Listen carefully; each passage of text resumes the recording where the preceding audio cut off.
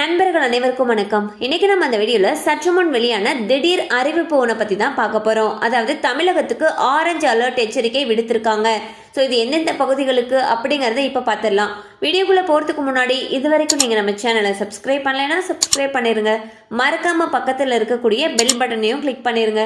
அப்பதான் எங்க கிட்ட இருந்து வரக்கூடிய அனைத்து பயனுள்ள தகவல்களும் உங்களுக்கு கரெக்ட் டைம்க்கு ரீச் ஆகும். இப்போ வாங்க வீடியோக்குள்ள போலாம்.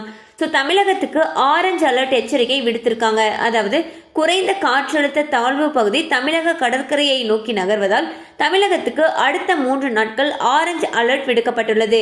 இதனால் கடலோர மாவட்டங்களில் நவம்பர் 1ஆம் தேதி வரை கனமழை பெய்ய வாய்ப்பிருப்பதாக தகவல்கள் தெரிவிக்கின்றன. சென்னை, தஞ்சை, நாகை, மயிலாடுதுறை, புதுக்கோட்டை, குமரி, நெல்லை, தூத்துக்குடி ஆகிய மாவட்டங்களில் இன்று கனமழைக்கு வாய்ப்பிருப்பதாக வானிலை ஆய்வு மையம் தெரிவித்துள்ளது. ஸோ கடலோர பகுதி மக்கள் ரொம்பவே எச்சரிக்கையா இருக்கும்படி சொல்லியிருக்காங்க. கண்டிப்பா இந்த அப்டேட் உங்களுக்கு பயனுள்ளதா இருந்திருக்கும் நம்புறோம். மேலும் இது போல பயனுள்ள தகவல்கள் உங்களை உடனே ரீச் ஆகணும்னு நினைச்சீங்கன்னா நம்ம சேனலோட தொடர்ந்து இணைந்திருங்கள். தேங்க்யூ ஃபார் வாட்சிங்.